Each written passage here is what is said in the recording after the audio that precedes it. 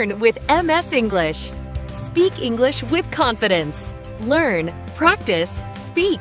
So I want you to take a second right now and just look around the room you're currently in. Yeah, seriously, just take a quick glance around. Right. Notice the furniture, the objects sitting on your shelves, even just the specific way the light is hitting the floor. What story does this space actually tell about who you are? It's a really profound question when you stop and think about it. It really is.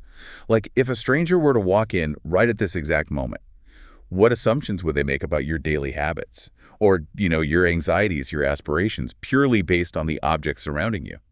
We generally treat our homes as these passive containers.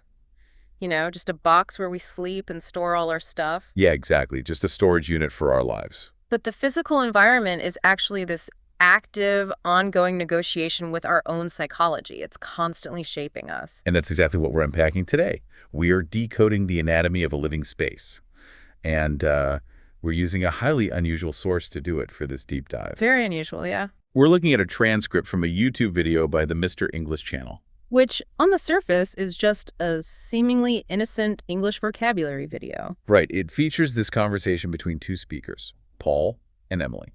And it was designed to teach ESL students basic nouns and adjectives for describing houses and apartments. So, just a standard language exercise, nothing crazy. But we're going to look way past the grammar lesson today. We're taking this simple, everyday conversation and extracting some surprisingly deep truths about human behavior from it. Because the mundane details in their chat are actually incredibly revealing. They really are. We're going to see how our furniture, our neighborhoods, and honestly, even our burnt toast shape our fundamental concept of what a home actually is. It is so often the smallest things, like the choice of a cushion color or a minor plumbing disaster or even just the sound of a dog barking, that expose this intricate map of our daily lives. Right, so let's start with the immediate curated environment, like inside the walls. The interior space. Yeah. Our two speakers, Paul and Emily, present two completely opposite living situations. Night and day, really. Emily lives in an older house, while Paul lives in a newer, much smaller apartment. And Emily describes her house as having these very high ceilings and these big wooden doors. Which sounds beautiful. It does. She specifically emphasizes that the house has a lot of character. But then she immediately admits this massive downside. It gets incredibly cold in the winter. Right, and this is a classic architectural and, frankly, psychological trade-off. Oh, so? Well, we frequently see people sacrificing pure physical comfort for aesthetic or historical charm. I mean, Emily is enduring freezing drafts simply to be surrounded by what she calls character. It kind of sounds like choosing to wear a vintage leather jacket in the middle of a blizzard. That is a perfect analogy. Like, it looks absolutely amazing and has all this history and style, but it completely fails at its primary job of actually keeping you warm. So why do we make that trade-off? I mean, why does the historical aesthetic of big wooden doors outweigh the basic human need for a functioning thermostat? Because a home is not just a shelter, right? It's a narrative identity. High ceilings and solid wooden doors, they communicate permanence. They communicate history and a sense of grandeur. So she's basically buying into a vibe. She is. She's willing to tolerate the cold because the space provides her with a psychological anchor. She feels like she's part of a larger, older story. Wow, okay. And then you contrast that with Paul. Right, Paul's the exact opposite. He lives in a newer apartment. It's smaller. Yeah. But he explicitly notes that it's very warm. So he traded the historical narrative for predictability and, climate control. Yeah, he wants to be warm. And Paul is fascinating because he is ruthlessly intentional with his smaller space.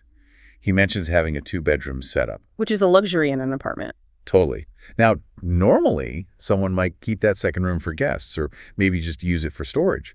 But Paul repurposed it entirely into a home office where he works every single day. He's maximizing utility. Exactly. He describes a desk, a big chair, and many books. And he specifically highlights that he positioned his desk right next to the window because looking outside helps him relax when he's thinking. And that detail about the window, that is critical. It's a prime example of spatial anchoring. Wait, spatial anchoring, what do you mean by that? Yes, spatial anchoring.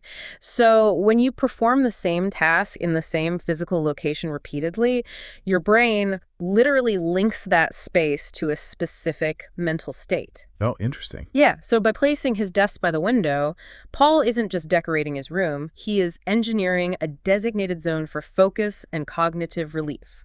So the natural light and the view are functional, not just pretty. Precisely. They serve as a visual reset button for his brain when he hits a mental wall. He is basically building a machine for thinking. That's a great way to put it. But then we get to his living room and the conversation shifts purely to aesthetics. Yeah. Like completely away from utility. Right, the color palette. Paul describes having a dark green sofa with yellow cushions. And Emily immediately praises this as being very stylish. It is a bold choice. It is. But I have to ask, why are we so obsessed with these highly specific color combinations? I mean, in a basic conversation about vocabulary, why does the contrast of a dark green sofa and yellow cushions matter so much to the concept of a home? Well, because color is a highly effective tool for regulating the nervous system. Really? Just the color of a couch? Oh, absolutely. When Paul selects a dark green sofa, he is choosing a color heavily associated in environmental psychology with restoration, calmness, and grounding. Because it mimics nature. Exactly, it mimics the natural world, but then the yellow cushions provide a contrasting pop of high-energy stimulation. So he's balancing it out. Right, he is carefully calibrating the emotional temperature of the room. He wants to feel grounded, but he doesn't want to feel lethargic. Okay, but there is a glaring contradiction in Paul's carefully calibrated sanctuary here. Oh, there definitely is. We have this idealized version of our home, and then we have the messy reality of our actual habits. And Paul completely tells on himself regarding his plants. Yes, the corner plants. This part is so relatable. He tells Emily he bought a lot of plants to put in the corner to make the room feel fresh. But then he admits a rather embarrassing problem. He forgets to water them. He constantly forgets to water them, and they're currently looking, in his words, a little sad. Which perfectly reveals the persistent gap between our aspirational selves and our lived reality. I mean, I have definitely bought plants with the best of intentions and watched them slowly perish. We all have. Paul bought the plants for the person he wants to be, someone attentive, connected to nature, someone who maintains a vibrant, fresh environment. But he isn't that person. No, he isn't. The sad, dying plants are a physical manifestation of his actual flawed habits. Which proves there's a fundamental flaw in treating your home like a perfectly curated museum of green sofas and window desks. Like, what happens when the exhibit starts falling apart? Right, because the reality of domestic life isn't curation, it's friction. So let's look at what happens when the home pushes back. The inevitable disruptions. This is where the space stops functioning as a passive backdrop and actually demands immediate, urgent intervention from you. Yeah, and Paul shares two distinct stories of this kind of domestic chaos. The first is a self-inflicted breakfast disaster. A classic mistake. He loves his morning coffee and toast. So he puts the bread in the toaster, but then he makes a fatal error. He leaves the kitchen to go to the bathroom. He attempts to multitask. Yeah, a very common yet incredibly risky maneuver. Very risky. So suddenly, he hears a loud pop. He smells something terrible. Oh, no. He runs back to the kitchen to find his toast is completely black, the room is full of smoke, and he's just scrambling around frantically opening all the windows. Pure chaos before you even had your coffee. Exactly. And if that wasn't enough, he tells another story about an incident originating completely outside his control. Right, the bathroom ceiling. Yeah. He's standing in his bathroom, peacefully brushing his teeth, when suddenly, drip, drip, splash. The upstairs neighbor strikes again. The upstairs neighbor's shower breaks, and water literally starts pouring straight through Paul's bathroom ceiling. What a nightmare. So he has to run upstairs, knock on the door, and confront the guy. The neighbor apologizes, but Paul is left with a permanent yellow water stain on his ceiling. And you have to pay attention to how Paul handles the aftermath of that water stain. It's fascinating. Yeah, they discuss painting over it, and Paul mentions he has some blue paint lying around, but he outright refuses to use it. Which makes sense logically. Right. He insists that he doesn't want a strange blue spot in his bathroom and that he absolutely must go out and buy white paint to fix the ceiling properly. He is incredibly stubborn about that white paint. He is. But, okay, this makes me want to challenge something here.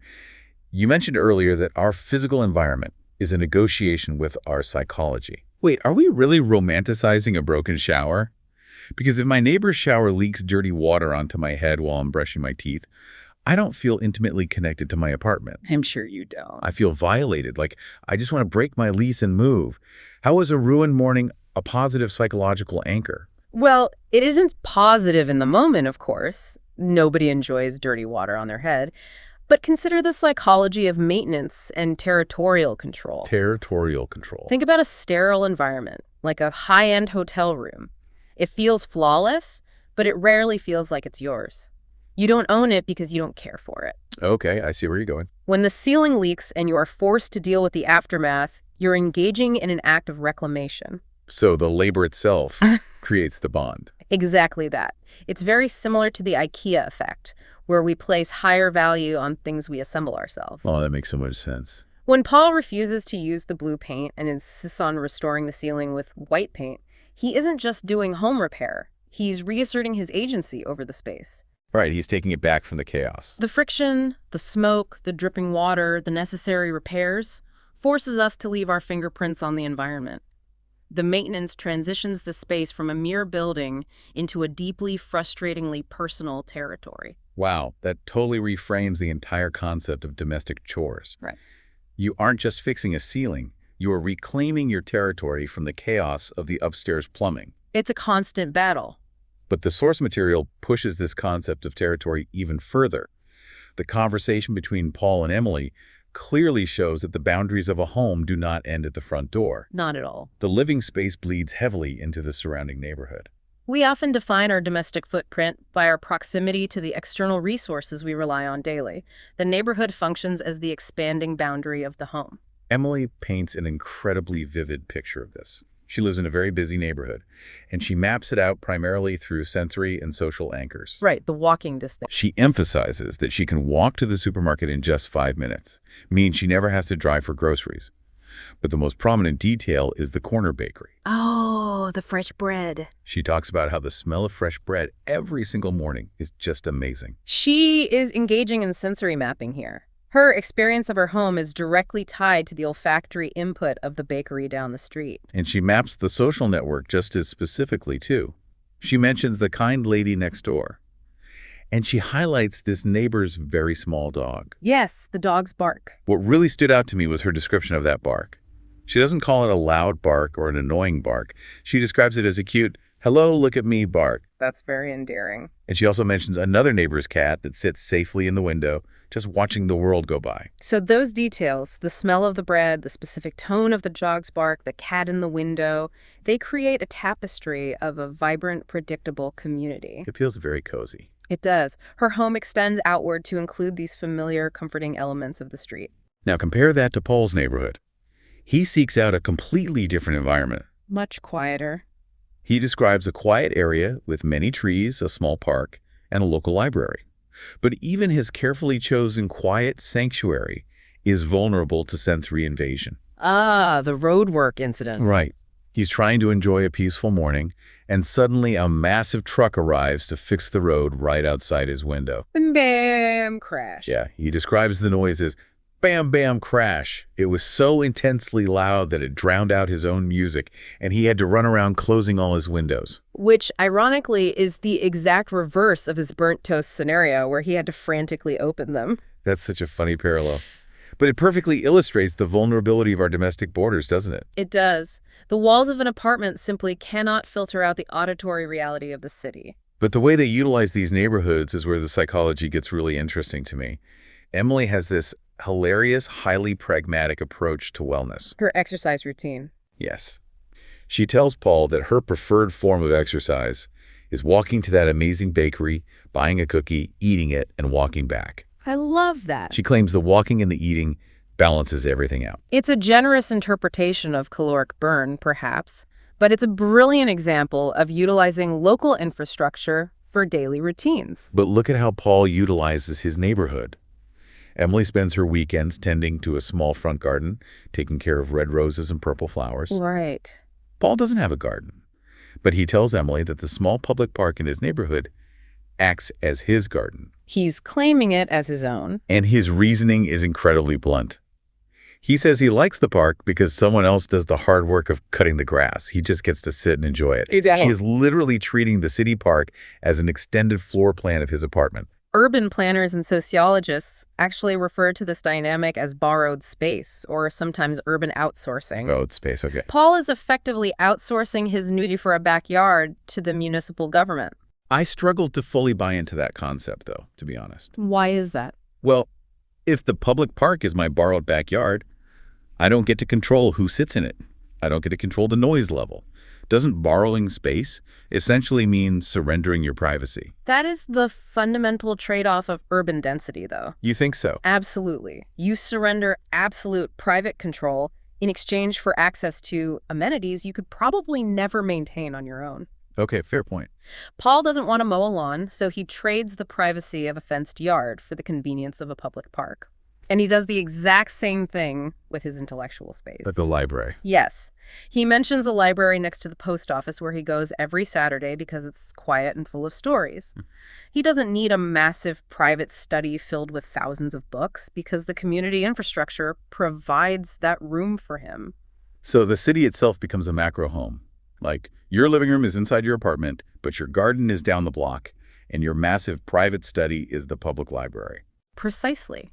We don't need to fit every aspect of our lives inside our private walls if the neighborhood adequately supplies those environments. And because we are so deeply enmeshed in this extended environment, it occasionally produces these incredible micro moments of magic where the public and private worlds just sort of collide. The source material captures one of these moments beautifully. It really does. Paul tells a story about sitting on his balcony. And he notes that this balcony is incredibly small, like it only fits one single chair. It's a classic liminal space. It's attached to his private home, but suspended out in the public air. He's out there reading a book in the afternoon, and a small blue bird flies right out of the sky and lands directly on his lap. Like a movie. Just like a movie. Paul says he was so shocked he didn't even move. They just sat there looking at each other for a few seconds in complete silence, sharing this mutual, peaceful observation. Wow. Then the bird simply flew back to a tree in the park. Paul tells Emily it made him feel incredibly peaceful. It is a striking image. Think about it. The chaotic outside world, the exact same world that produces the bam-bam crash of the roadwork, suddenly delivers a moment of profound, quiet connection directly into his lap. It's so unpredictable. It represents the unpredictability of living interconnected with a broader ecosystem. But the conversation between Paul and Emily isn't purely philosophical or poetic. They quickly pivot to some highly practical advice about how to optimize these living spaces. Right, the hallway organization. They start discussing it, and Emily admits that her current system consists of walking through the front door and just throwing her coat onto a chair. Which creates immediate visual clutter and introduces micro-friction into her daily routine. Yeah, we've all been there. Paul, who we already know is the king of the engineered home office, tells her he has a dedicated small closet for coats and shoes. Of course he does. But he also gives her a fantastic piece of structural advice: buy a wall hook. He explains that putting a hook on the wall saves a massive amount of space and keeps the area clear. And Emily immediately agrees she needs to go to the shop and buy some. It seems like such a trivial detail, honestly. It does, but installing a wall hook is a structural optimization that drastically reduces cognitive load. How so? Well, instead of deciding where to put the coat or dealing with the annoyance of moving it later when you want to sit down, the environment dictates a clear, organized action. You see the hook, you hang the coat. It takes the thinking out of it. Yeah. And speaking of optimizing the environment, Paul drops an incredible bonus tip at the very end of their conversation. The language tip. Right. Remember, this is an English learning video at its core. Paul tells the listeners that if they want to memorize the vocabulary for the objects in their house, they shouldn't just read a list. They should use sticky notes. This is brilliant. He suggests writing the word door and physically sticking it on the door. Write fridge and stick it on the fridge. Right. He claims that if you do this for just 1 week, seeing the physical object and the word together every single day, you will effortlessly master the vocabulary. It is a textbook application of embodied cognition. I think it's a fascinating cognitive hack. It's essentially turning your apartment into a physical game of Duolingo. or like a rudimentary augmented reality experience. That's a great comparison. But why is that tactile process so much more effective for human memory than just sitting at a desk and staring at a textbook? Because the human brain evolved to understand the world through physical interaction, not abstract symbols on a page. Okay, that makes sense. When you read a word in a book, the information is completely detached from context.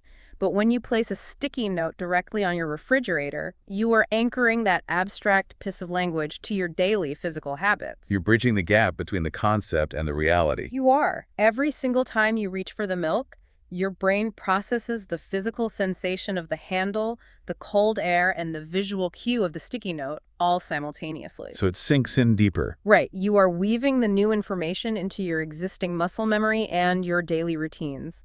It transforms your passive living space into an active learning tool. We are quite literally mapping our minds onto our surroundings. Let's take a step back and just look at the massive territory we've covered from this one simple conversation. We really have journeyed through the complete anatomy of a living space today. We started in the curated interior, analyzing how architectural choices, like those high ceilings Emily loves, provide narrative identity. While specific aesthetic choices, like Paul's dark green sofa, act as tools to regulate our emotional temperature. And then we explored the chaos of domestic friction, the burnt toast filling the kitchen with black smoke, and the neighbor's dripping shower forcing us to reclaim our territory with white paint. We established that a home isn't a flawless museum. It is a space we bond with through the frustrating act of maintenance. From there, we stepped outside, examining how our homes expand into the neighborhood. We looked at sensory mapping through the smell of a local bakery. And how we utilize borrowed space by outsourcing our gardens to public parks and our studies to local libraries.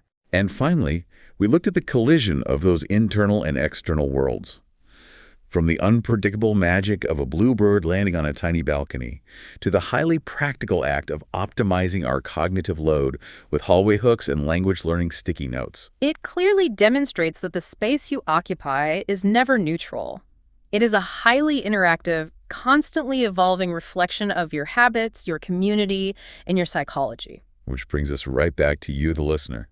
Think back to that room you looked around at the beginning of this deep dive. Take another look. Whether you live in a noisy apartment with traffic rumbling outside, or a drafty old house with high ceilings and freezing winters, or maybe a place right around the corner from a bakery that smells like fresh bread, your space is a living, breathing map of who you are. It tells your story. So I want to leave you with a final challenge to ponder today, building on Paul's highly effective sticky note trick. If you're forced to place a sticky note on just one single object in your home that holds the absolute most character, the one item that tells the most accurate, unfiltered story about who you truly are in this current season of your life, what object would you label and what would that note say?